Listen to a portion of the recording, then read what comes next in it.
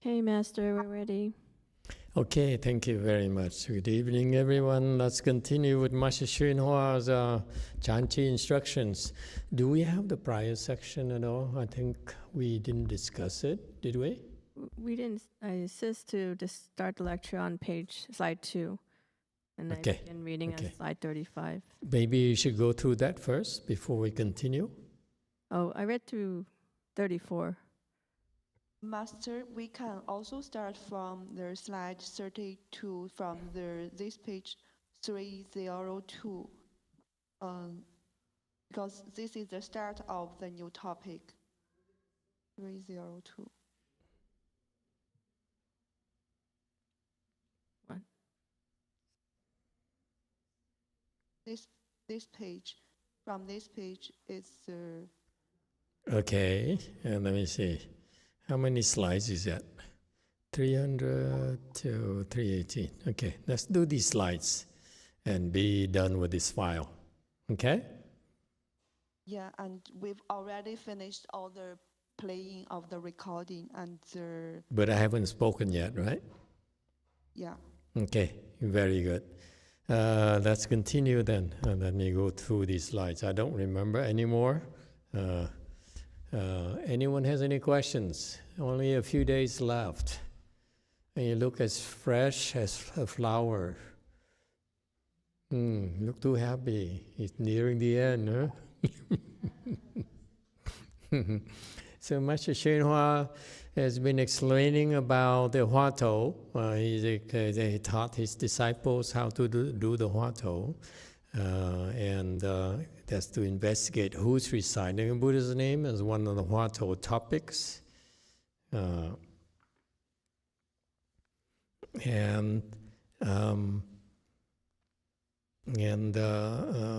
think last night he talked about it's investigating who reciting Buddha's name, not where this person came from.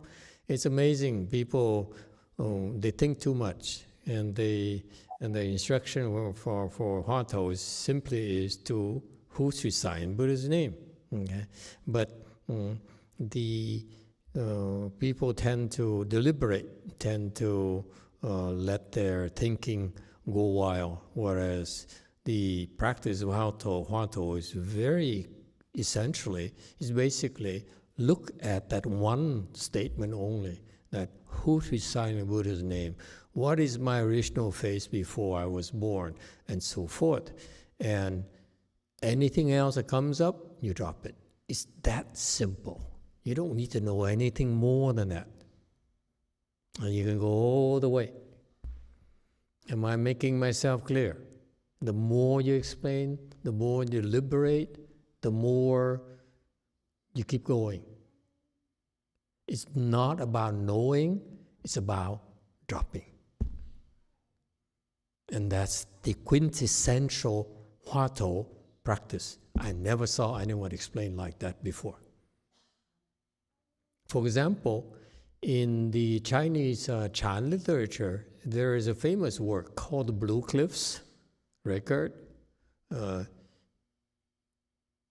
and Lu, something like that, right? And it is a collection of the famous Huatou topics in China that their masters transmitted to their disciples. And so this monk here collected those topics, and then he tried to make some commentaries about it. And the commentaries are even more confusing than Huatou themselves. And it's total nonsense. That somehow that was revered by the Chinese Chan practitioners as like the Bible of the Huatou practice. And there's some monks here I knew when I first started. There's some American monks who learned, he liked Chan. He would discuss these Huatou topics from the Blue Cliff Records with his disciples. You see, so there's a lot of, it's too much deliberation, it's too much discussion. Okay, and that's one of the reasons I wanted to train you about the Huatou practice, because I want you to understand the Huatou practice is about dropping. It's not about understanding. You focus on who to sign in Buddha's name. Any other thought that comes up, I'm hungry, drop it. Huh? What happened to my mother, drop it. Okay? And this is why the Huatou is very intensive. You cannot afford to get distracted. You cannot do Huatou and then drop it, and you cannot do Huatou, and then when the time comes, you go to work, and you work. Because working makes you think. The more you work, the more hours you put in, the more your mind deliberates, okay, and calculates. And Huatou is about not deliberating. It's not about calculating, okay? It's about not thinking at all. It's that simple. All right? So thank you for putting in the work, and I'm grateful for you coming to the temple and for me to give you a chance to teach you Huatou, but primarily for you to understand one more aspect of Chan meditation, whether you do Huatou, whether you do the return to hearing, to listen to your self-nature, all those practices share the same common denominator. Okay? All right.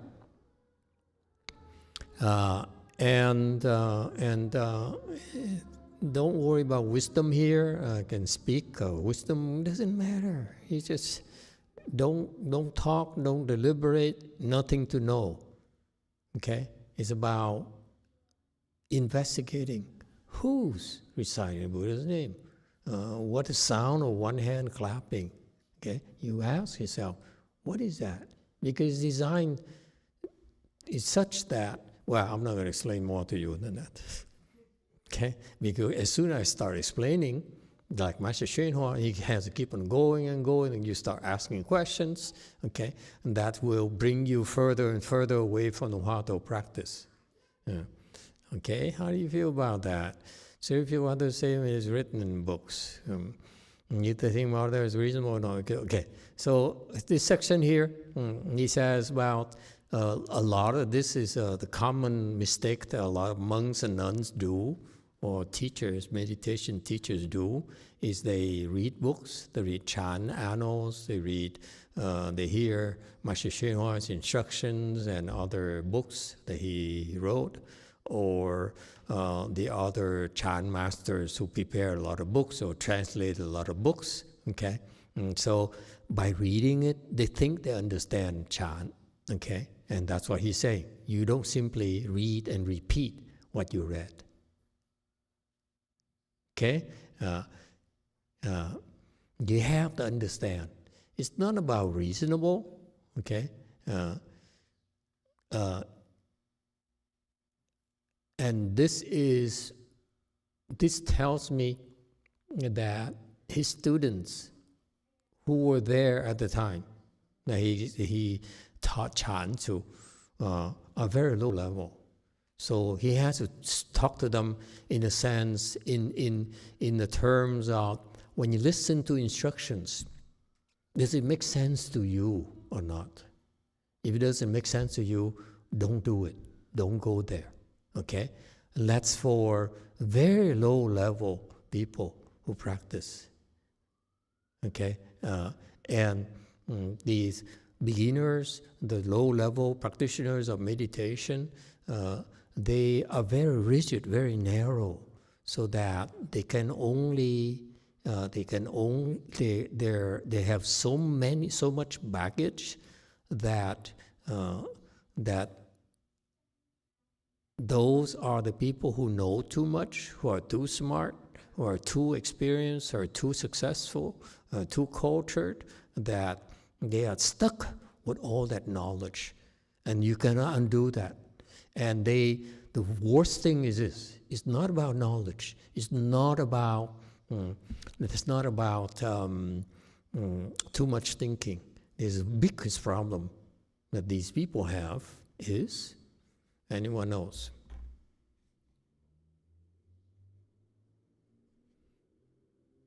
Common problem you have, all these people who are smart, who are educated, who are successful, they have this one big common problem.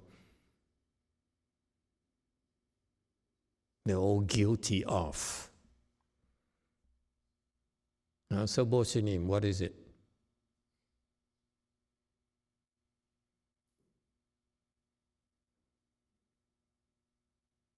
It doesn't matter how smart you are, how educated you are, okay, how successful you are, whether you're Nobel laureate, it doesn't matter. All these people, when they practice Chan, they have this huge problem. That's why the Buddha said, the Buddha taught those people this style. Okay? Yes, Wei Mountain. Is it look down on others? Look down on others, yes. That's the premise of that. What else? A little bit deeper.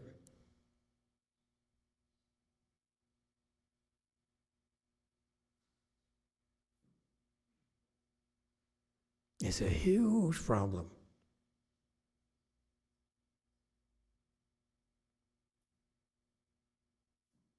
That no one knows. No one realizes how big it is. Yes, Wei Mountain. Thank you, Master. Is it too much arrogance? Too much arrogance? Yes. Yes, 5. It's 예, 자만심이다. That's it? He usually takes 5 minutes to say something.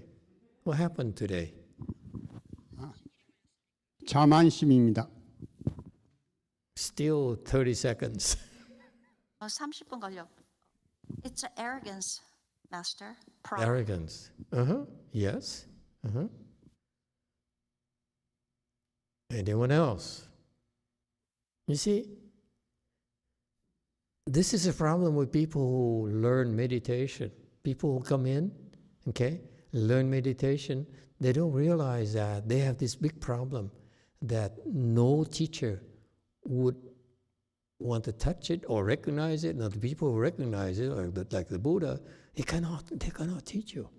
You have to teach this way. He say, I teach you meditation here, and I know you require it for it to be sensible, has to be logical to you, has to be reasonable to you. If not, okay, you'll be out of here. Yes, JF.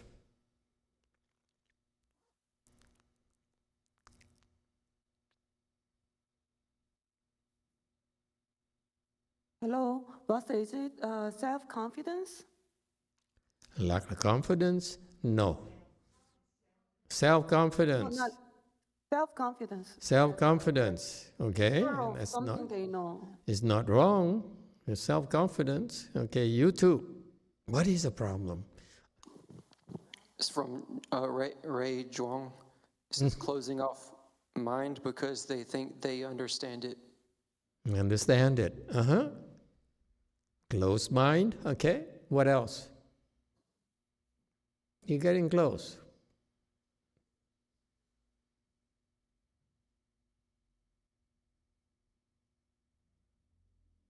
Wei Mountain. It's a huge problem. This is, if you have this problem, you can't get very far. That's why the Master YongHua look at these people back then. He says, this is how he explains Chan to them. Master, is it that they like to think? They're like what? They like to think. They like to think, okay. Next. JMT. Hello, Master.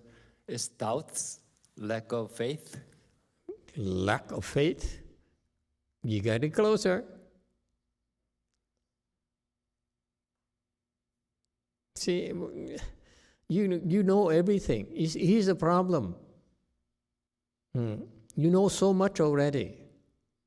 But knowing so much doesn't necessarily help you zoom into the problem. The problem with these people, and that's why I want you to pay attention when you come to the temple or you go see other teachers, learn from other teachers, and so forth, or you have to teach people, okay? And when you see these people, when you talk to them and say, oh, what are you? Oh, I'm a Yale graduate. I'm professor at Princeton University. Oh, I'm a Supreme Court justice. I am the president. Okay? Such people, they come to you. They learn meditation from you. Okay? They all have this problem.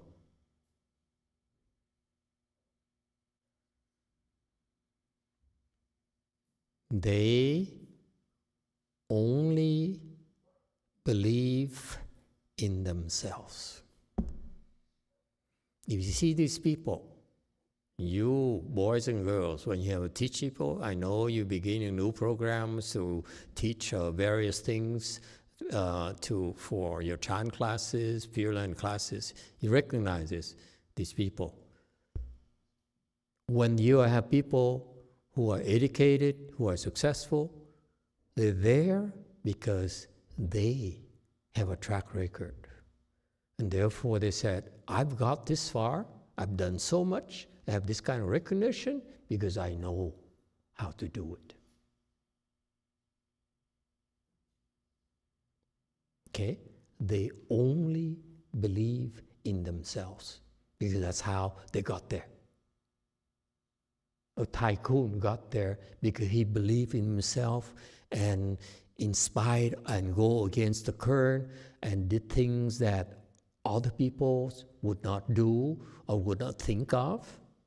And somehow he manages to be successful. Looking back, say, if I did like Heidi and everyone else doing, I wouldn't be here today. So I got here today because I was right. I followed my intuition. I followed my beliefs. Sounds familiar? You know, and is that successful yet, huh? Okay? And that's what happened. The more successful they are, the smarter they are. Okay?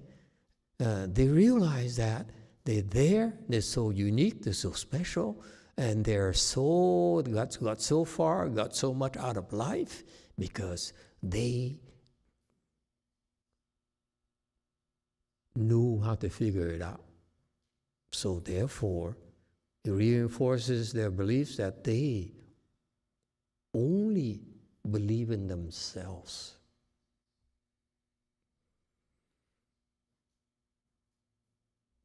That's why when you see these people, Xin, XZ, all you teachers, you see these people, you ask them, what are you? Say, oh, I'm a doctor. I am a lawyer. Okay? I am a governor. Then you have to talk like Master YongHua says here, like the Buddha says here. When you teach them Chan, it has to be a reasonable practice. It has to be a logical practice. If it's not logical, don't believe, don't go there. That's why he speaks like this. Is it clear?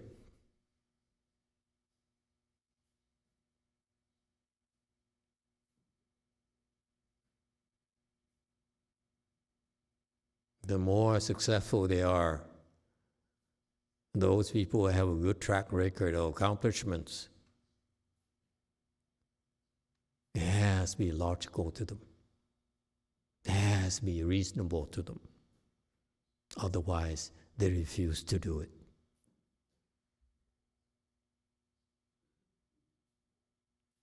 That's the message in 309.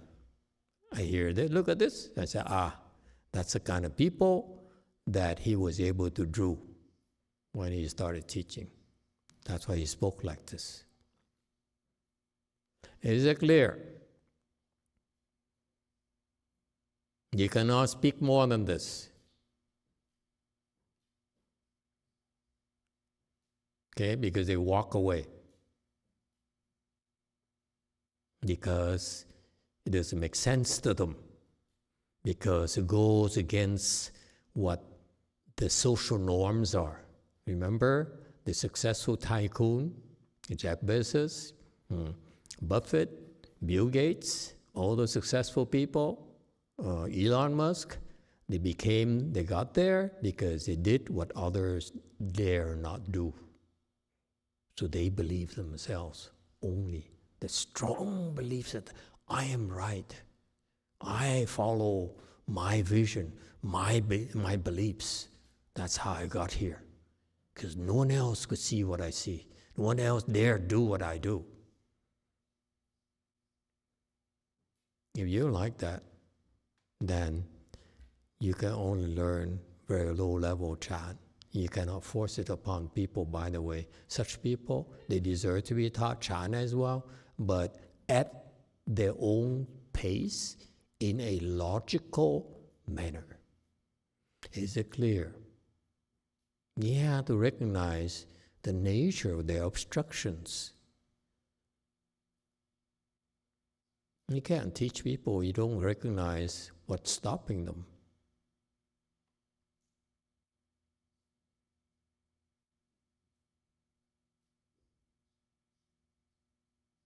In other words, on the other hand, if you don't want to teach them, what do?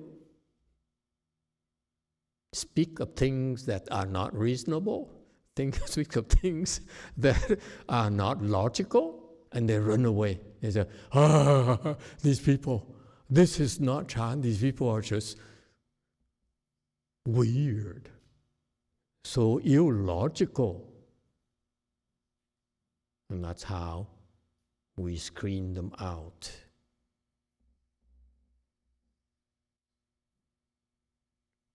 It works both ways. They are walking around looking for something reasonable, logical, they can hang their hats on, say, I'm so smart. I spotted something good. Okay? That's what they're doing. From our perspective, we have to ask ourselves, do we want to teach these people? Or are there people who are better?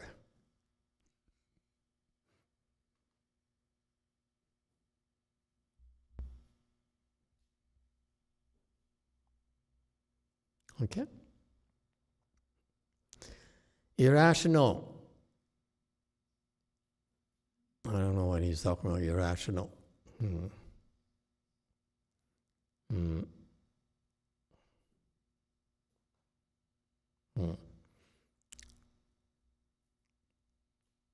Do you understand the Chinese part? Is he talking about irrational that goes against the 5 classics, the Bible, the Brahmanic scriptures, and so forth?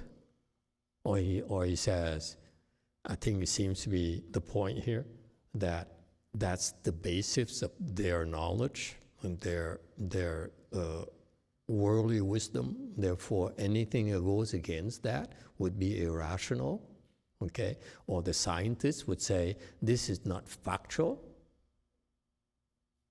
okay? Therefore, it's not possible.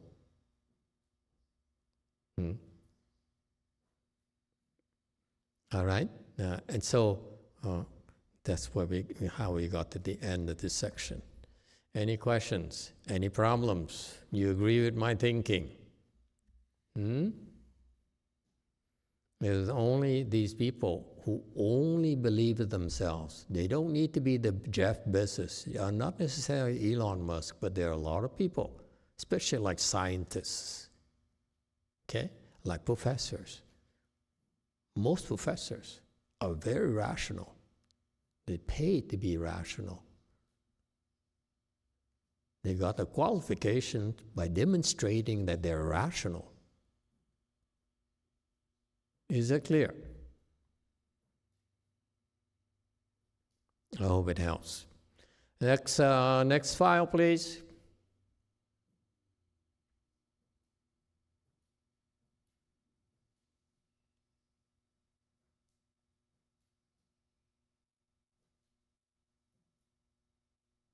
This is a new section, right? Okay, Play the audio tape, please.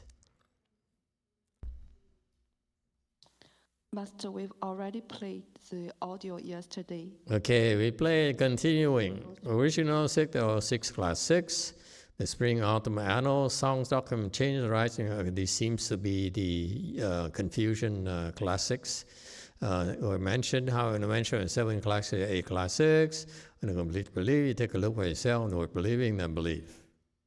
Okay, so he says, even since I think at the time his visitors were Caucasian, Western, educated. So Master YongHua says, you know, in Chinese wisdom, we have these Confucian annals, analects, and therefore you take a look and should adopt whatever makes sense to you. And was the constant tell lies, and those words should not be believed. Okay. How far do I go? 30? 30. The other day, Chan lost his temper. He didn't lose his temper. I was saying lost his temper. Actually, he didn't lose his temper. But why did I say he lost his temper? Because he didn't really. No one saw him losing his temper. So what does it mean? Book of documents, he's saying, Mencius. And I have no idea what he's talking about. You should not have blind faith in books, you see? He's selling. He's selling to these people, these rational people, these sensible people, these logical people, okay, factual people. So you should check out everything, should not believe blindly everything. And Mencius says, when I read these works, I agree with 2 or 3 slips. And then there's a section about King Wu, comparing with Zhou of Shang, the 2 kingdoms there. And one of these works, it tells the story of King Wu fighting King Zhou in the 5 classics. And in that, it says that in the 5 or 6 classics, it says that the war they waged was very bloody, so bloody that the blood would make a metal pestle float. So first of all, it's awful with lots of blood that was spilled, and so much as it became a river. Okay, of course, that's the first thing is unreasonable. Okay, how can you have human blood in 2 countries forming a river? Okay? And even so, if you have a river of blood, you put this metal pestle, it would float on top. And Mencius says that's unreasonable, that's nonsense, that's irrational. Okay? And that story told about King Wu, who is a benevolent ruler, and his opponent King Zhou was a very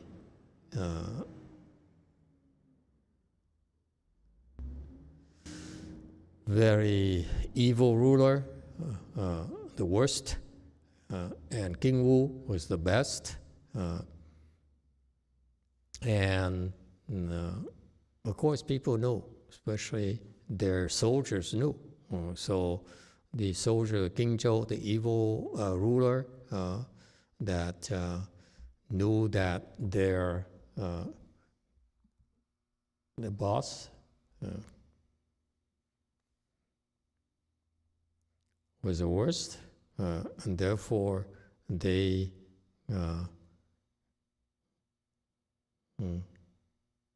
decided not to fight him, and they surrender to the opposition. And so that's actually what happened. So he cited this story here that the King Zhou's soldiers refused to fight for the king, their kings, and surrendered to King Wu's army. So in that case here, in that case right there, how could there be that much blood being spilled?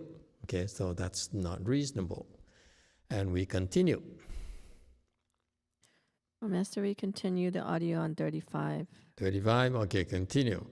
Human blood, how could it make an iron pestle float? Furthermore, and message says it's not possible. Now we go to next section.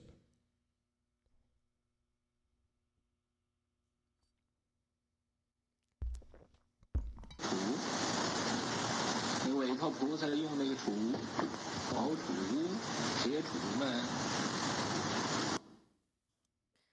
The iron pestle, the pestle that Weituo Bodhisattva uses, the jeweled pestle, the iron pestle. Anybody else have any questions?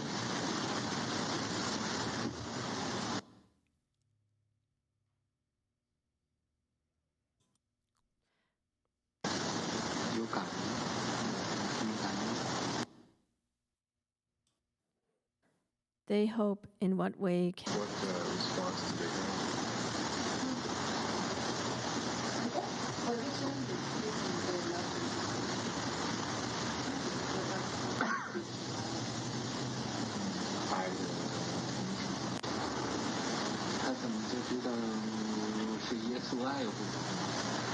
How did they know that it's Jesus that loves and supports them?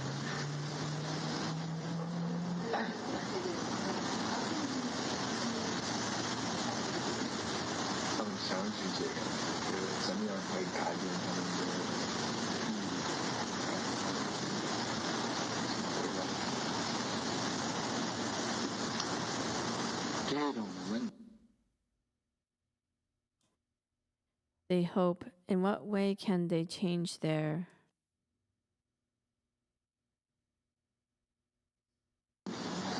不是一朝一夕，不是一天就可以做到。这一切事情都是听因缘。 This type of issue, it's not something that from morning till night, not something that can be accomplished in a day. All these matters depend on causes and conditions. 这个佛呀，成佛不是一天成。 This Buddha, becoming a Buddha, is not something that can be accomplished in one day.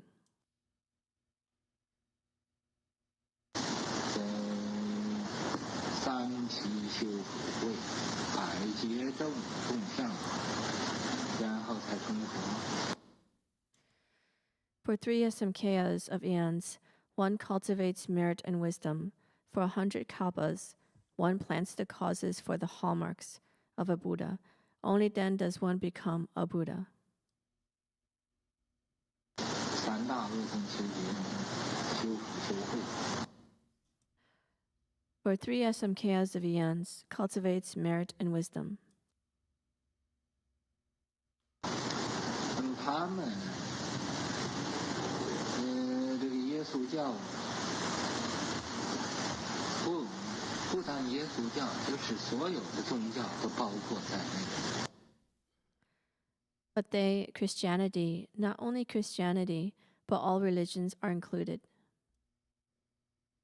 他现在是这种因成熟了，所以他信这种教。 This kind of cause has matured, therefore he now believes in this kind of religion.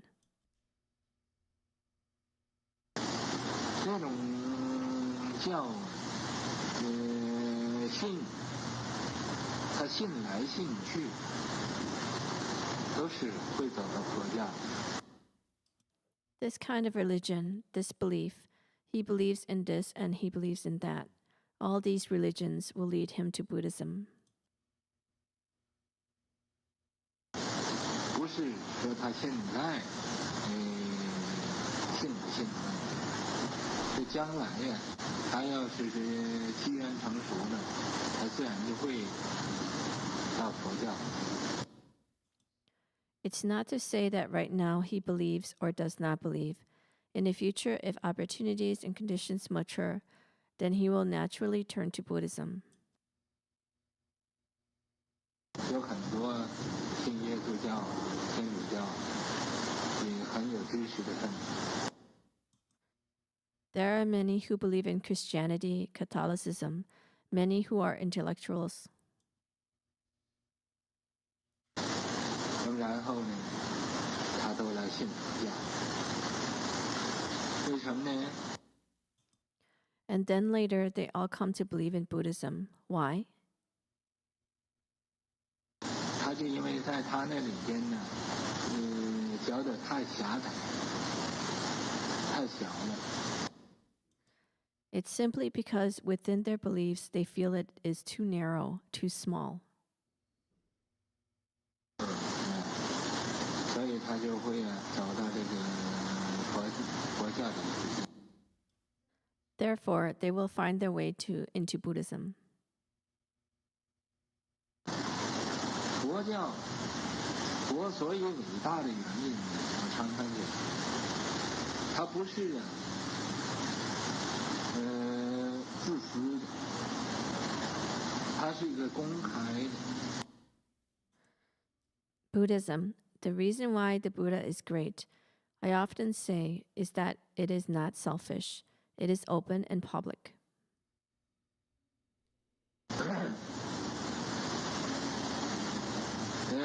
耶稣教他说只有一个真神，没有其他的神。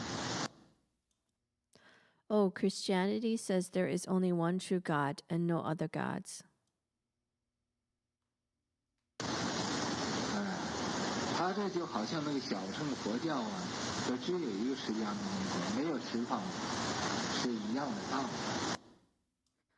This is just like Hinayana Buddhism, saying there is only one Shakyamuni Buddha and no Buddhas of the 10 directions. It's the same principle. 因为这个耶稣啊，这个在以前他失踪了5年。 Because this Jesus is in the past, disappeared for 5 years. 5年呢，谁也不知道他到什么样去了，没有。 For those 5 years, no one knew where he went. He was gone. 没有了，他在这个时候就是到印度去学佛教。 Gone, and during that time, he went to India to learn Buddhism. 学佛教他所学的就是《弥陀经》的道理。 When he studied Buddhism, what he learned was the Amitabha Sutra's principles. 这《弥陀经》呢，讲的是西方极乐世界。 The Amitabha Sutra talks about the Western land of ultimate bliss.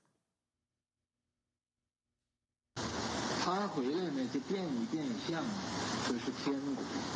他讲的就讲天国。 When he returned, he changed the marks a bit and called it heaven. What he preaches is the heaven.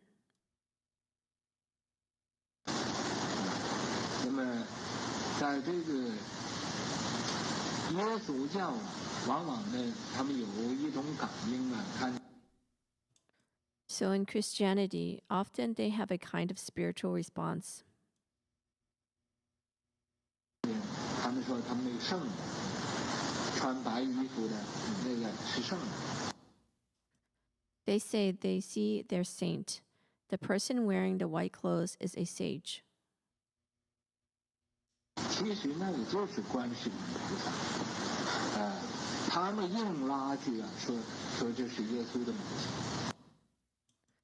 Actually, that is Guanxian Bodhisattva. They insist on pulling her over and saying, "This is Jesus' mother." 那个因为什么观世音菩萨去帮助他们？ So, what's the reason Guanxin Bodhisattva goes to help them? 因为他们有的时候也很诚心。 Because there are times they are also very sincere. 那么很诚心的观世音菩萨，他随类现身。 With such sincerity, Guanxin Bodhisattva manifests, appearing in different forms according to the kind of being. 那么你说我圣母就圣母，你说我是什么，他也不和他辩。 So if you say she is the Holy Mother, then she is the Holy Mother. Whatever you say she is, she doesn't justify herself to you. 那么在明眼人知道这是观世音菩萨。 To the bright-eyed person, they know this is Guanxin Bodhisattva. 说一般的没有眼睛的人呢，就说啊这是圣母，他根本不认识。 Ordinary people who haven't opened their eyes just say this is the Holy Mother. They simply don't recognize who she is. 那么观音菩萨他也不拘形迹。 So Guanyin Bodhisattva is not bound by outward appearances. 你就说他圣母也好，说他是凡母也好，说他什么他也不辩解，他也不开口。 If you say she is the Holy Mother, that's fine. Say she's an ordinary mother, that's good too. Whatever you say she is, she also won't argue about it. She also won't open her mouth.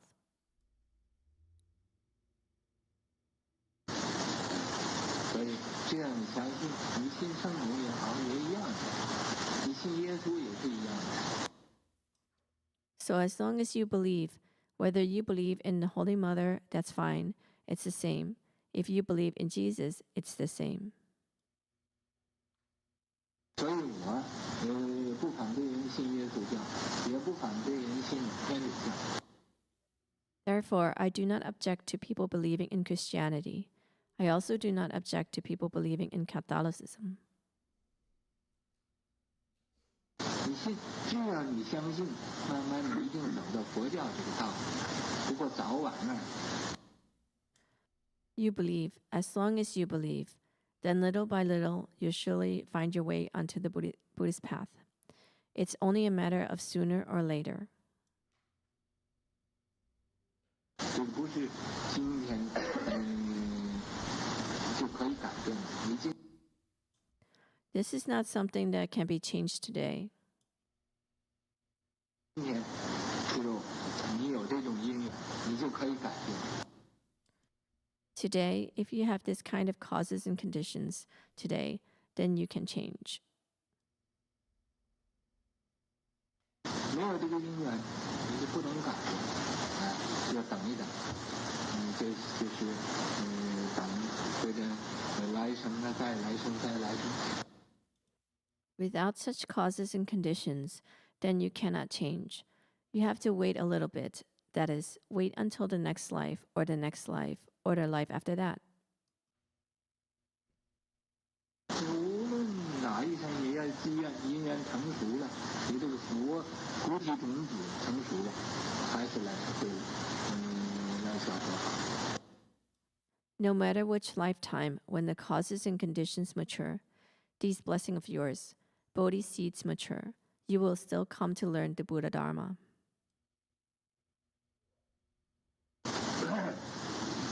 他就是信耶稣教、天主教，反对佛教。 Even when he believes in Christianity, Catholicism, and opposes Buddhism. 他终究像反对的，他也会将来信仰佛教也可以成佛，没有佛绝对说啊你。Even though he opposes it now, in the future he will believe in Buddhism, and he can also become a Buddha. 先反对我，现在你可以成佛，没有的。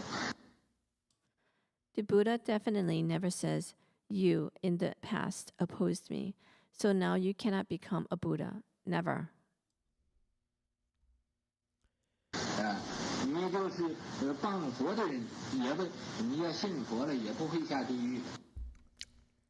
Even if you are someone who slanders the Buddha, if you come to believe in the Buddha, you also will not fall into hell.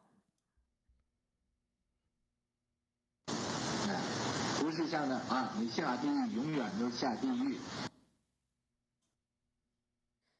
Not sure what Master YongHua means by this context, so here's a few choices of translation.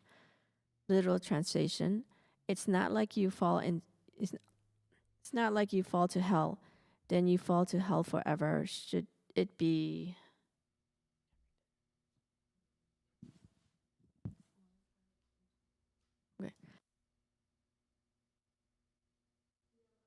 你升天就永远都升天，无有定法，没有一定的。 You ascend to heaven, then you ascend to heaven forever. There is no fixed Dharma, nothing is definite.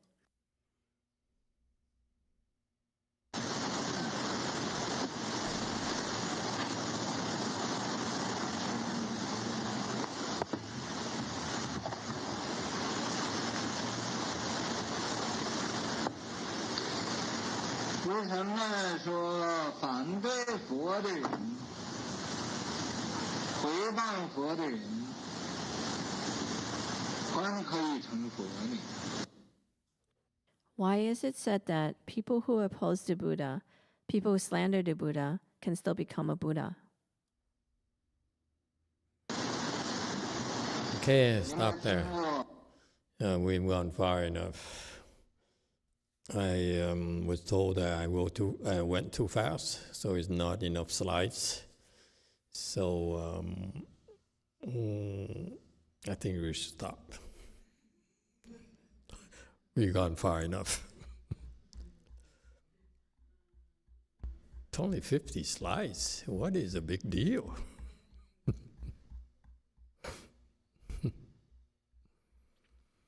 Okay.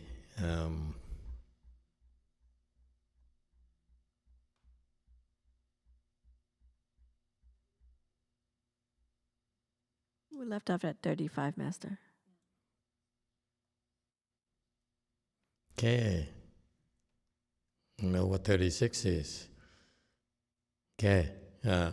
So maybe he's referring to the fact that the people who are Catholic or Christians, they believe in it because they have responses. They have a lot of responses. Miracles, they call it. Miracles, they travel long distances, go to pilgrimages, and they experience miracles. And that's why they keep on doing it. In particular, in France, because that's what I learned about when I was younger. There's a city called Lourdes, a place where you go there, and there's some sort of spring, and you drink the water, and you heal the illnesses, and you pray, and you can walk again when you sit on a wheelchair, and all those types of miracles. That's what is very helpful to develop faith in Catholicism or in Christianity.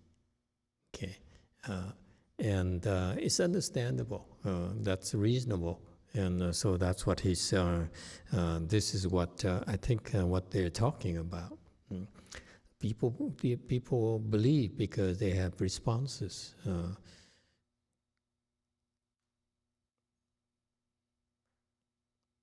Okay, and I don't know where we lost some unclear passages, but it's in the same type of spirit. They believe in Christianity or in Mormonism or in Judaism is because, this is a fact, because they have prior conditions with those religions, and now those seeds matured. That's why they believed. It takes a while. You don't develop faith in spirituality instantaneously. What Master Hsien is referring to here is the spiritual life. Your spirituality is actually the better part of your human existence. Okay? It's a superior part of your human makeup. And for that to really manifest itself, you need a prior condition. You need prior seeds that somehow matured. That's why you put more emphasis in the spiritual life. If you didn't have those blessings, you didn't have the prior conditions, you would not take spirituality seriously. And that's a fact. There's nothing you can do. Okay? And you can say, oh, we have prior conditions. I have, I give out money and so forth. Some temples, I know one temple in Sri Lanka, where a big temple in Colombo, and this young abbot here who was at my temple, and he says he has a sponsor. He has a Dharma protector.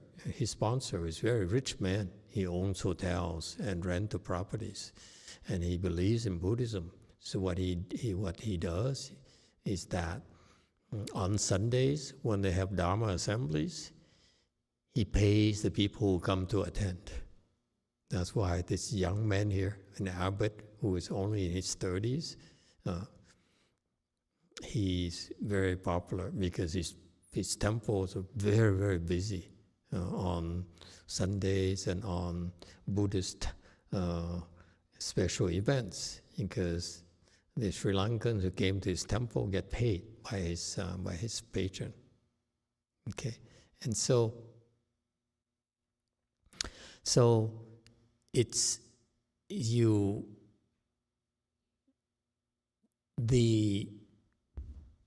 that is not necessarily a good thing to do, okay?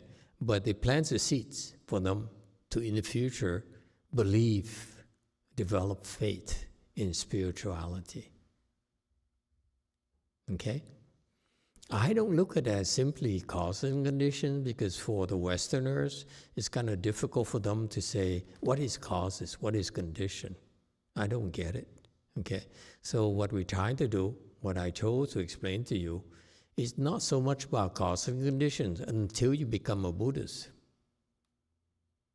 okay? Because it's a special jargon, causes and conditions. Yeah.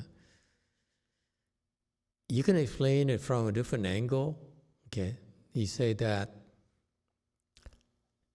you should do something because it works for you, because it's beneficial for you, okay?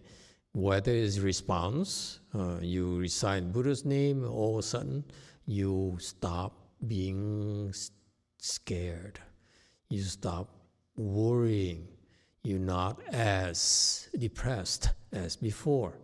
You don't need to call it a response or whatever, okay? Because it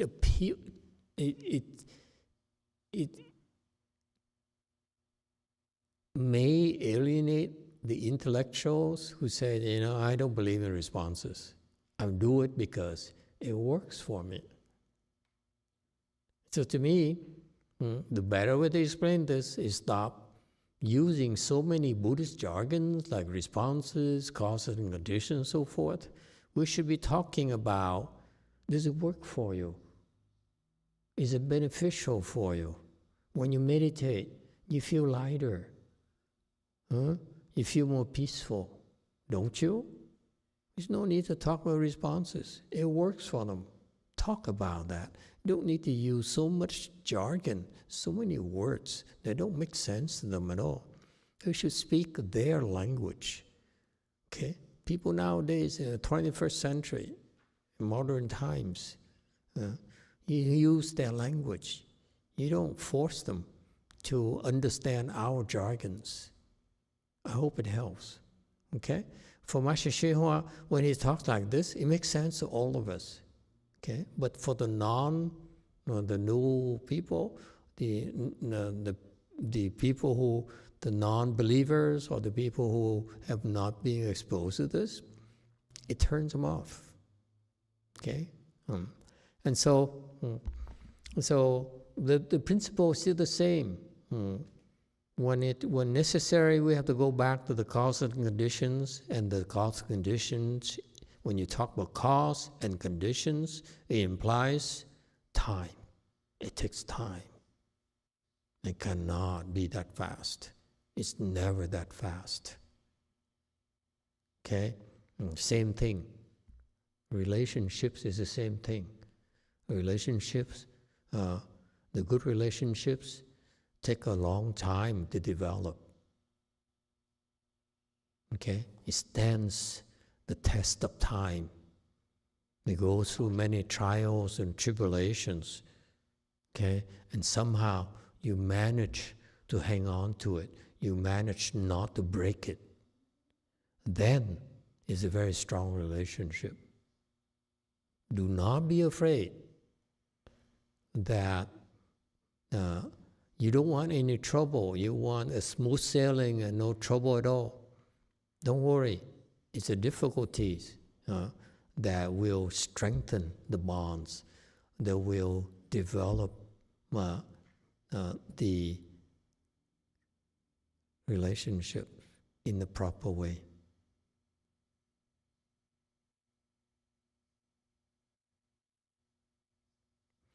Yes, Wei Mao. Master, going back to the earlier slides about the Christians seeing, if, like, let's say if a Christian sees Virgin Mary, is that really Guanyin, Bodhisattva manifesting and supposedly looks like the Virgin Mary? Yeah, that's what Master YongHua taught, and I believe him. He says Guanyin is the manifests herself as Mother Mary to help the Christians, to help the Catholics. Why not? We help everyone else. Why not help the Christians and the Catholics?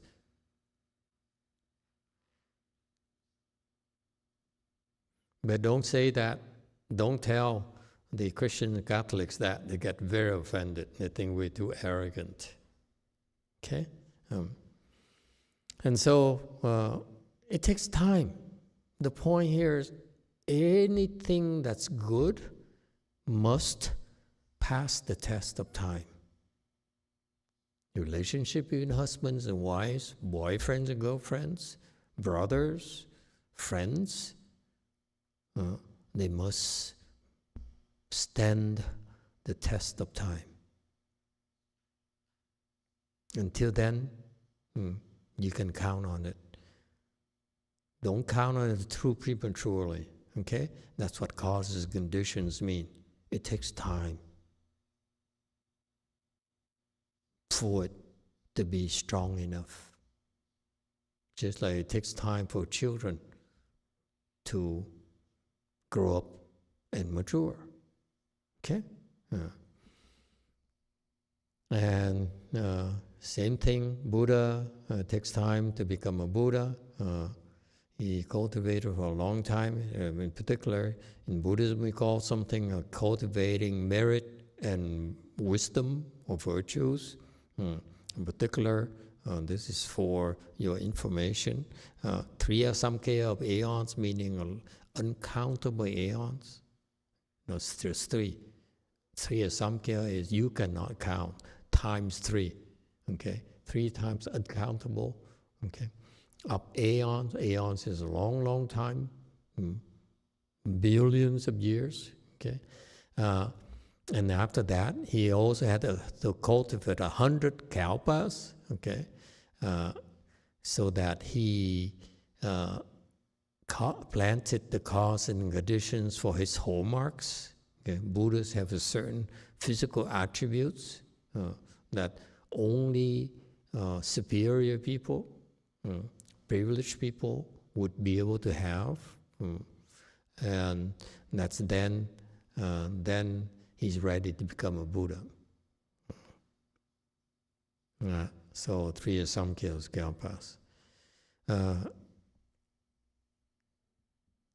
And he's trying to tell people, and this is Master Hsuan style, okay, that I'm not going to go through them all because he has his rationale here. I'm not sure that we got all the sounds, we capture all the sounds, and so to go through this is kind of choppy. Okay, he basically keeps on talking about Buddhism is eventually all the spiritual path, all the religious beliefs will eventually have to graduate to Buddhism. It's true, but let's not talk about it because it's offensive to the non-Buddhists. Okay? It may be true, but sometimes it's best not be spoken. Okay? So it's okay to speak like this to the Buddhist disciples. And I read about this. I listened to this a long time ago. And this is what he says. He says that he's not opposed to any religion, whether it's Taoism, whether it's Mormonism, whether it's Islam, so forth. Those are good spiritual paths, okay? And eventually, these people who excel in those practices who need to go further. So he calls it small, that whatever they learn, they outgrow it. There's limitations to their teachings.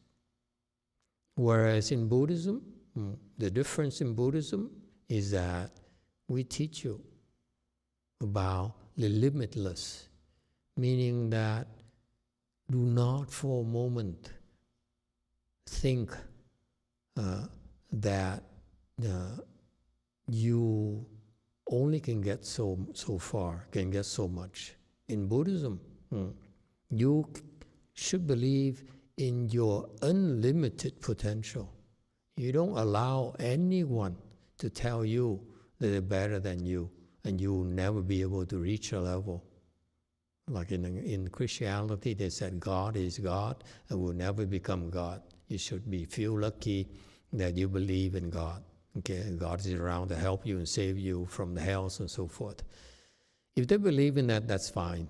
Okay, probably they eventually will find out it's not true. Okay, so we're not worried about it. We're not worried about that you should know the truth and you should not believe in those things. So this is where I'm not sure how to explain this to you. Okay, for Master YongHua, he says, it's not true. A lot of things they teach are not true. I used to talk like this as well. Okay, and it turns out that it helped me get a lot of disciples who are still around today, because they believe in that. They believe that Master YongHua said that. I made it very clear. I learned that from Master YongHua, and he said this. Okay, because when I don't know, I will cite a source and make it sure that you hear my sources, my references, for you to decide how valid it is. Okay, and I would then say, I do believe it. And it's fine. It makes sense to the Buddhists. It makes sense to me. But to the non-Buddhists, it's kind of offensive. Okay? So what are we to do? Yes, 5. 감사합니다.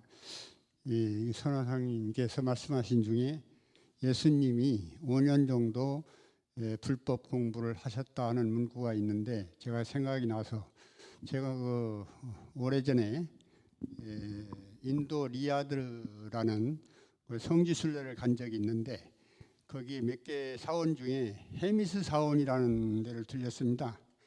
근데 거기서 말씀이 예수님이 그 헤미스 사원에서 10년 이상 불법 공부를 하고 돌아가셨다. 이 자료는 독일의 문헌이 남아 있기도 하고, 근데 그쪽에서 인정하기 상당히 어려운 부분이기 때문에 그걸 굳이 따지고 할 필요는 없을 것 같고, 다만 기독교나 이슬람에서 자기들만이 유일한 신이고 그걸 고집하는 것은 조금 아쉬워하는 부분입니다. 이상입니다.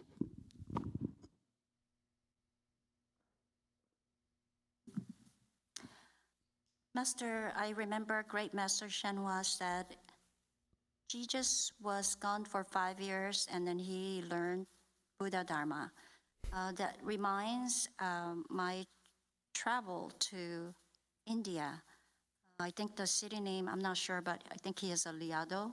And he went there and then he visited a temple where that Jesus was studying there for 10 years. I'm not sure the name of temple, maybe Hemis Temple? And then I learned that during that travel to India. And also they're saying that there's a written words about that in German. But anyway, for them, would be really difficult to believe. And I believe that there's no need to tell them about it. So also the Islam or a Christian, the part that it kind of bothers me a little bit is about that they believe only one God. Thank you. Yeah, okay. It doesn't work for all of you. I'm not talking about most, I'm talking about all of you. That's why you're here. Okay. However, out of respect for them, we should not be talking like this. That's my point. You can believe all you want. You can believe you can talk like this among ourselves. But we should not talk about this publicly. This should not be made public. Okay? Because it's offensive. Why? They have billions of followers. And these followers, they get a lot of good things, good benefits from believing in Christianity, in Catholicism. I'm happy for them. No need to destroy that. No need to raise doubts in the mind at all.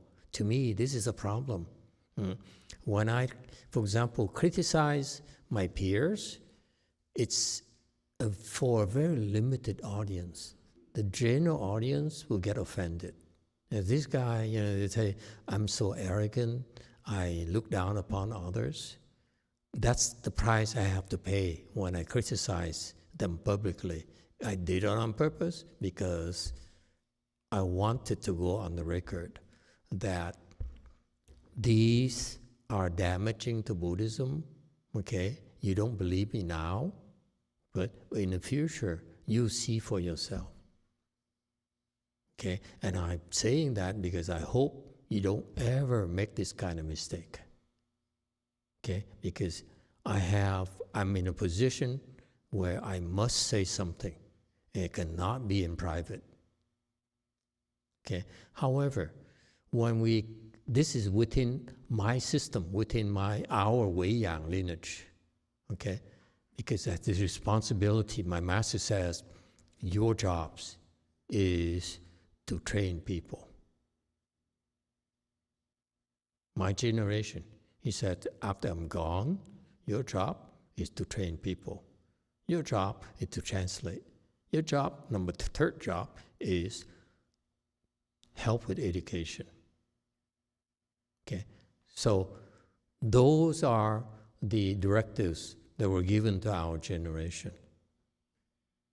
All right, but Catholicism, Mormonism, and all those things, it's not about the truth, okay? Because the truth is very relative to me. What is true for me is not true for you. What works for me doesn't work for you, and vice versa, okay? And so I feel, and I agree with Singnam here, I agree with the fact that it's not about intellectual, it's about being respectful.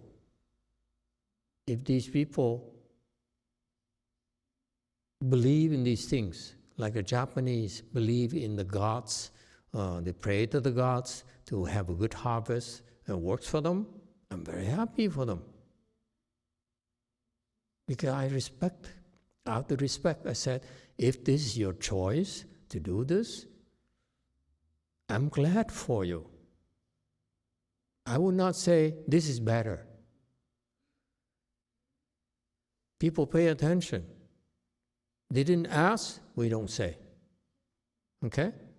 Because as long as it works for them, we should be happy for them. That's Universal Worthies teaching. Number 5, 随喜功德, that you recite every morning. Rejoice in others' merit and virtue. If it works for them, they're happy with it, you should be happy for them. You should not be jealous. You should not try to destroy that. They didn't ask you.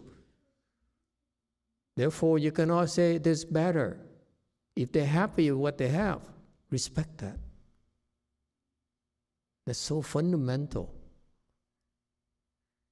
to Buddhism to me, the respect for people's choices. And they choose to do that, even if it's wrong, you still have to respect it. When you teach children, same thing. You have to respect their choices, even though they're wrong. Only exception is when it harms them, then you have to intervene. For example, they got lulled into trying drugs, okay? Have bad friends, okay? It's your job to protect them, okay? That overrides a lot of things. But other than that, you have to respect their choices. They are allowed, you should be allowed to make mistakes. That's how we all learn, from making mistakes. If you're successful, it's nothing for you to learn. Is that clear? So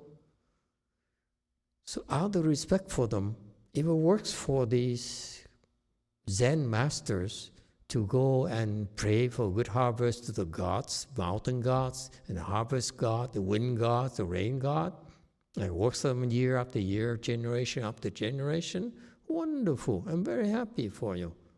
I stand with you, okay? And we'll participate in your chanting because I want to help too. Because ultimate in Mahayana is not about the truth. Truth is very relative. For me, I don't know what the truth is. I don't have enough wisdom. What all I care about is how we can help you gain more benefits.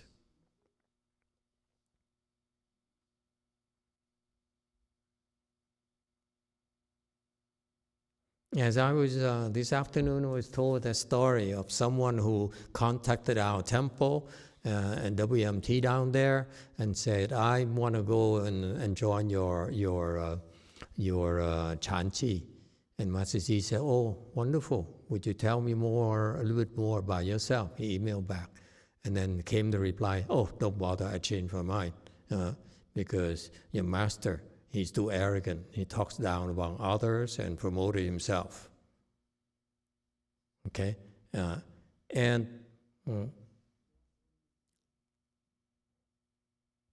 our teaching is not for everyone, okay? There are people who's looking for a place to stay, and they do the things. If that's the case, they don't need our way place. Our way place is much more focused than that. We serve people who are wishing to be trained, wishing to be taught how to improve. Has always been our motto. You learn with a very clear goal in mind. I want to improve and improve and improve. Okay? I want to learn, I want to be trained so that I can reach my limitless potential. And there are people, plenty of people out there, Zen practitioners, Tibetan, Sri Lankan, and so forth. They want just to do spiritual things. There's plenty of places for them to go. They don't need us. So we serve this market, this segment, for the people who says, I want to get out of my cocoon. I want to realize my true potential. Then they should come. They're welcome to come here. But those who come here to do their own things, eventually they leave. I remember when I first started in Lu Mountain Temple, there's a guy who wrote articles on the tricycle magazine, Buddhist magazine here, and he says, you know, I like your Buddhism. You're straight and so forth, and you don't beat around the bush. Can I come and join your Chanchi? And he came to Lu Mountain Temple. He sat there. He slept. When we were meditating, he slept and slept and slept. When time to eat, he got up and went to eat with us. And he came back, and he read some books, and he slept. Okay? And back then, there's no people coming to our temple, so I endured it for a week or two, maybe 10 days. After that, I said, what are you doing here? You're not poor. You want a place to sleep? Go to a hotel. Okay, go to your friend's house. This is where we practice. So you see, it's not for everyone. Okay, Master Z and everyone, don't feel that we need to draw and open it up to everyone. We're providing a service for those who wish to be taught, wish to be trained. Okay? If they want only a place where they come and sit, there's plenty of places. There's a beach down here, okay? Walking distance, you can sit by yourself. You don't need us. Okay? And we're very tough because when you come here, you dare ask a question, I will point out your weaknesses to you. I strip you naked. You have nowhere to hide.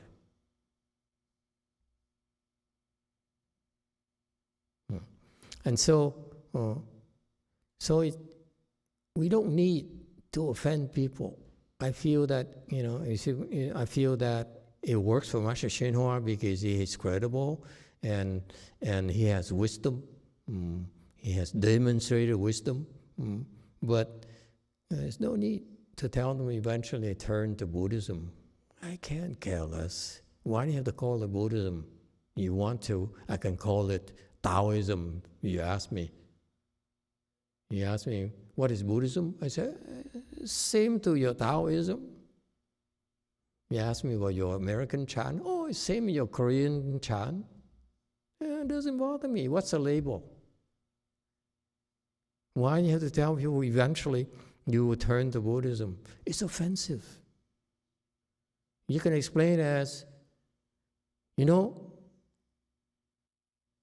should try this because it's give you more. You're looking for more? Do this.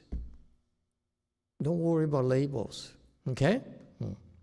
So, this is not necessary, like Singnam says. You don't have to say it's American Buddhism, American Mahayana, American Chinese for fun. I say those things. But it transcends labels. And don't try to change people. Don't try to talk down or criticize others. We don't need to. Again, be careful. I said the things about my peers because I see his tremendous problems for 25 years now. And no one dares say anything. So I have to say something. Okay? Yeah. And so many things are so wrong. And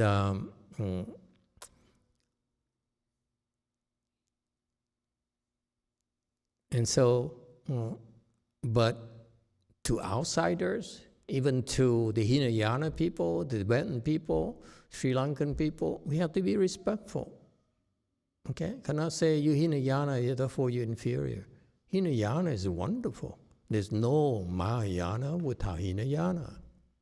I always remember that. It's not possible to have Mahayana without first training you about Hinayana teachings. Okay? Many believe in Christianity, Catholicism, many who are intellectuals, they all believe in Buddhism. Why? Because their beliefs, they feel, is too narrow, too small. Okay? Don't talk like this. Maybe it works for the Asians. But nowadays you talk like this, people get very offended. Okay? Don't say it's too narrow, too small. Say they want more. That's all. They all want more. We all want more. We want more money. You want promotions. You want a bigger house. You want a newer car. More and more and more. Okay? Yeah? So you don't have to say it as Buddhism offers you more. No, just say, if you want more, learn to get more. Okay? Yeah. They will find a way into Buddhism. Labels. No need for labels. Yes, they come to Buddhism, but look. Why do you think Wanyin Bodhisattva went to the Catholics to help them out? She didn't say, I will help you as long as you believe in me, or I help you because I want to lead you to Buddhism. None of the above, by the way. She helped because she can. She's supposed to. When you are able to help, you have the responsibility to help. Unconditionally.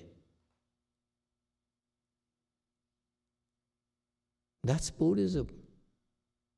Okay? This is why the Buddha is great. Often it's not selfish, open and public. Yes. Open because we openly discuss things. We talk about our weaknesses, our problems, okay? We don't try to pretend it's not there, okay? Or public, because we are not afraid of criticism, of slanders, of being misunderstood. It comes with the territory. You make decisions, you do things that are not necessarily popular for the greater good. You have to pay the price. Okay? Yeah. There's only one true God, no other gods. Okay, I didn't know this, okay, until I heard this from Master YongHua. Okay, so now it taught me about Christianity. But it's like Hinayana, who says there's only one Buddha and no other Buddhas. Furthermore, here, Jesus disappeared for 5 years, 10 years, and he went to India to learn about Buddhism. We shouldn't be talking about this. Here's the problem. We Buddhist disciples hear this, we say, oh, even the Jesus have to come and learn from us. We become more arrogant, aren't we? This should be spoken only to the teachers, who then should be reminded, don't bring this up. It's all your ears only. Don't tell anyone else, because it helps no one at all. Okay? Yeah. I studied Buddhism with Emitofuo Buddha's principles. Good for him. Western land of ultimate bliss. It may make sense here. I don't know this. He says, until he learned about the Pure Land and he came back and gave the concept of the heavens. Not sure. It's the case. He asked me personally. He came from the heavens. He knows how wonderful it is. He doesn't need to know about the Pure Land. Okay? So, again, I'm not sure. I'm not sure that, yes, there's nothing wrong with us borrowing from others. I steal constantly. I steal from the Vietnamese, I steal from the Chinese, I steal from Koreans. You see, I've been wearing this white thing here in my thing. Tonight I have no time. It takes me about 5 minutes to put it on. Tonight I'm running late, so you see, I steal constantly. I'm very proud of it. It is good, it works for me, I like it, I steal it. I admit I steal, okay? So you don't have to say that, you stole from me, it's my Pure Land, you call it heaven. The heavens are up there. Jesus came from the heavens. So he knows about the heavens. He described the heavens. We don't have to say that, this is a Pure Land and so forth. It's not helpful. It doesn't help anyone, okay? Especially when you're a thief like me. I can't accuse people of being thieves because I'm a thief. Okay? This kind of spiritual response, of course. The reason that spirituality works is because we all get responses. Not just the Christians, us too. Many of my Chinese disciples, they keep on coming because every time they come, they practice and they ask, they get responses. Chinese is very practical. Vietnam too, Korean too. Everyone very practical. That's life. Okay? Yeah. Spiritual responses. You see the saint, and then where like those is the sage. Good. Of course, they're saints. They're top apostles. They're superior people. They should be saints. But actually, this white cloth thing here is actually borrowed from Buddhism. It's Guanyin Bodhisattva. She likes white. And Jesus' mother. To us, it's kind of fun to know that Guanyin Bodhisattva actually appeared as Mother Mary, and later we learn in the Lotus Sutra that Guanyin Bodhisattva has 32 transformation bodies, where he can appear as a god, he can appear as Mother Mary, he can appear as a hell being, appears as a ghost to help living beings. So in Buddhism, we're not stuck on formats. We do whatever it takes to get close to you. And so this is where I learned from Master YongHua as well. When I first learned this, I was very proud. I said, oh, we're so superior. Our Bodhisattva had to help them. And today, I like to repent. Okay?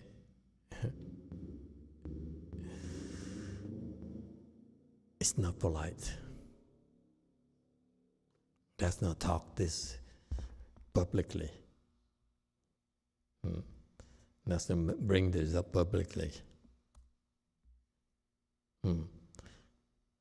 Just talk among ourselves is okay. But we should edit this out. Why does Guanyin Bodhisattva go to help them? I don't know why. Because at the time, they're also very sincere. Yes. When you're sincere, Guan Yin will come help you faster. But when you're not sincere, she still helps you as well. Because, why? I told you already. Why? I just told you 10 minutes ago and you forgot already? Anyone listening here tonight?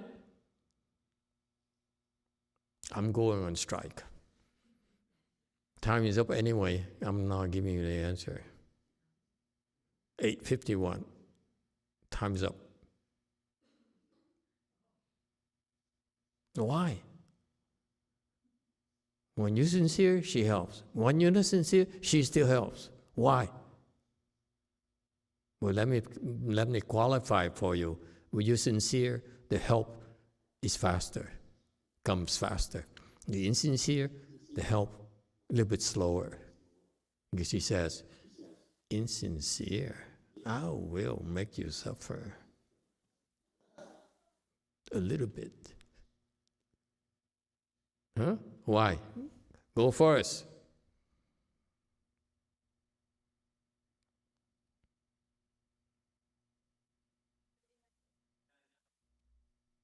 Why did she help even when you're not sincere?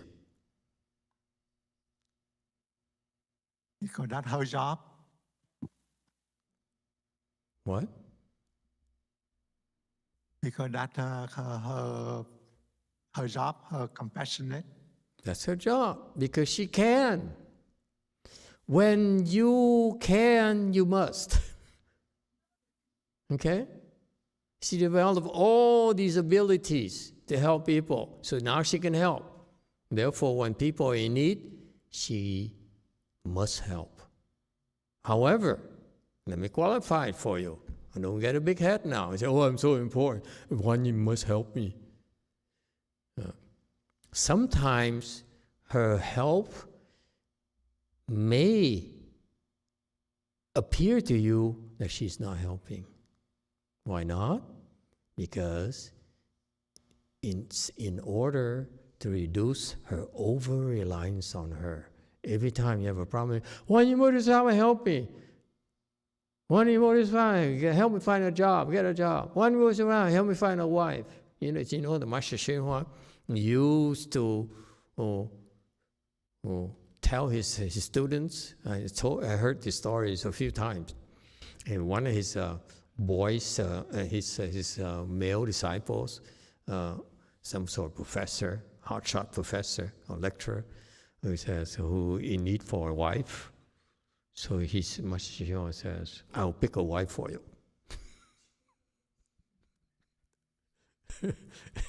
And so he says, go there. There's a woman, marry her. And he did that, went there, found a woman, married her. Okay? They're still together.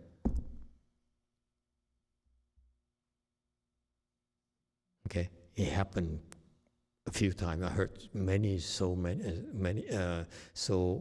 such stories in the past. Okay?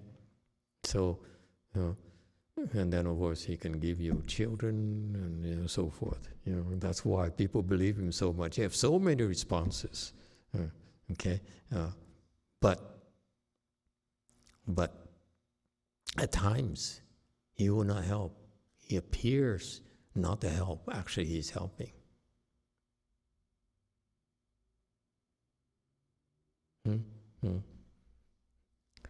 And so, the way they help us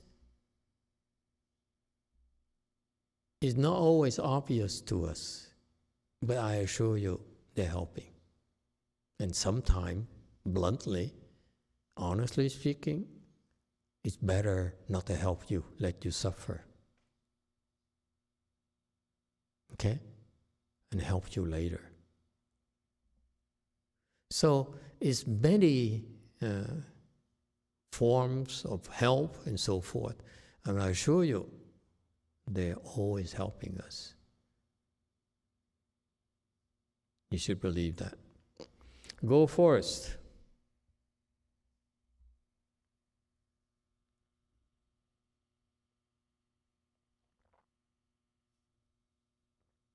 That's it? Okay. So again, they're sincere, you're sincere, they come because they like it. If you ask me, oh, you're so sincere, I like you. So they come help faster. You're insincere, they say, this woman's so insincere, so manipulative. But I have to help. So I pretend not to help, but I help invisibly. Yes, too. Hello. Hello, Master. Today is my completion for the 9 days of fasting. And 9 days already? 9 days already, so fast. Wow, impressive. You can do 18 days.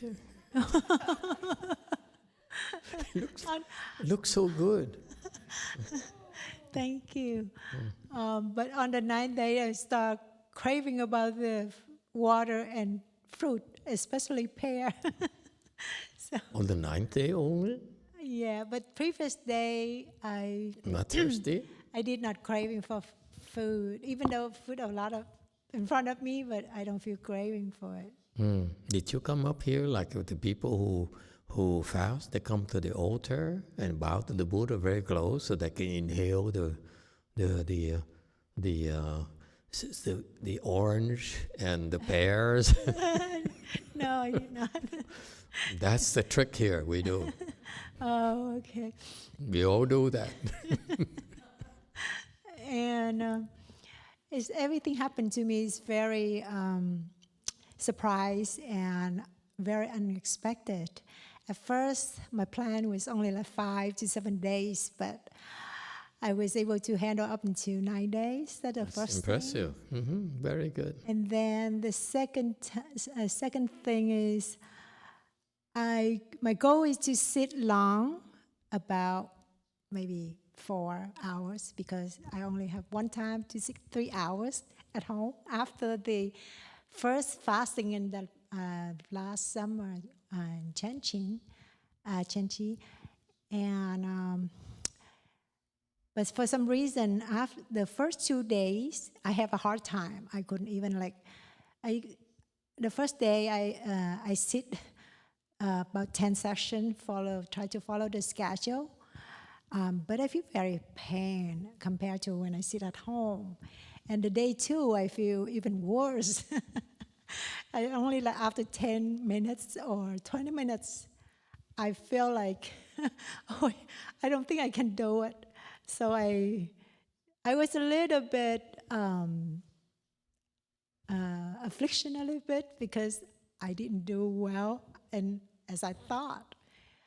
But when I have an opportunity to go to the Golden Forest, and I got some tip from some disciples there, and they encouraged me, and it asked me to go, you should go one section, but sit long, and then stay away from the phone, everything, which I did the next day. So I wake up, I get ready, bow for repentance, and I ask for help from Master YongHua as well this time. And unexpected, I was the first 1.5 hours, I still have a hard time, but I still continue to sit until 2 hours is more pain. And I try to endure it, and I listen to your great compassion, and it calmed me right away. And I just say, okay, I target to sit 3 hours today, but after 3 hours, I feel less pain. So I go by each increase half hour, and I got it better up until 6 hours. Wow, 4 to 6. I couldn't Incredible. believe it. Day 3, and then day 4, I feel like, Nice. oh, I will take a break today, maybe like 3 hours to take it easy. But I feel like less pain than the day before, and more relaxed, and I was able to 6-7 hours. 10 hours. I still couldn't believe what I did. And then I take a break 3 hours next days, and the day 5 and 6, I sit back like 6.5 hours and 5 hours per day. And thereafter, I sit less because it's kind of distract me because I have a stomach ache. So it kind of distract me. But after that, on day 8, I noticed that my stomach ache is gone. So I was able to I feel more a little bit happy because sometimes during the other days it's come and gone. So I feel more flexible. My body feel lighter and inner. I feel more peaceful. You feel happier, don't you? Yes. You feel good. You feel better than before. Yes. The stomach ache will come again. Yes. If you consume less MSG, it will take a little bit longer for it to come back. Okay. Yes. MSG is very bad for you. Yes.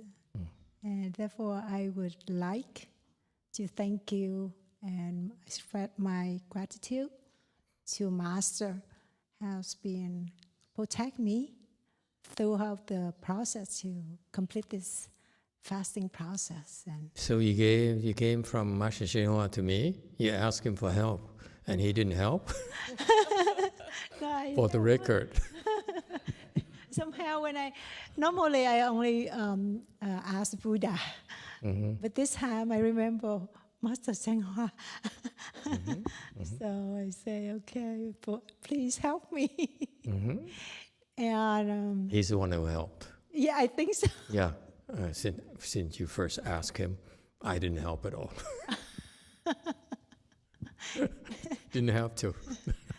Has been protect me, yes. Excellent. You Yes. see the difference in her?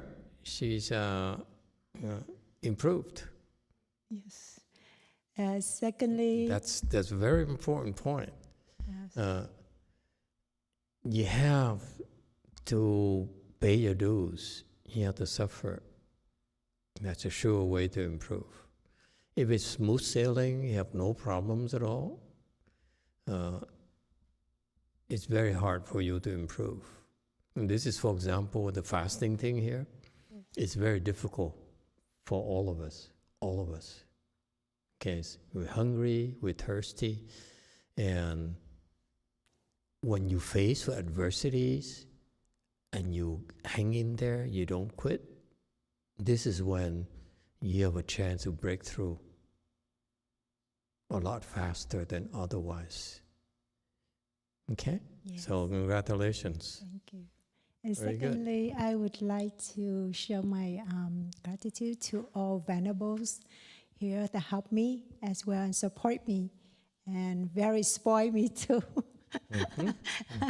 And have helped me a lot, give me a lot of advice.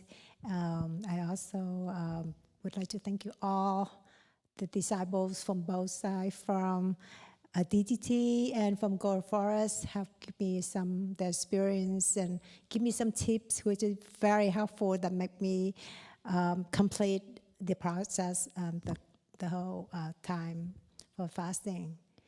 And last but not least, I would like to thank you, Master Z, has been spent a lot of time in the past year. He would spend like time online with us. I came from zero meditation, cross the legs, but he was able to guide us and support us the whole year that make me up to date was able to handle this. So, Absolutely. Thank you, Master Z. Good job. thank you. And yes, thank you for everything to let me stay here to have an opportunity to have all the experience. Thank you Okay. all, and I love you all. Okay. Okay, thank you. Thank you Yes, for the feedback. Master. Okay. Okay, we stop here tonight. Thank you all.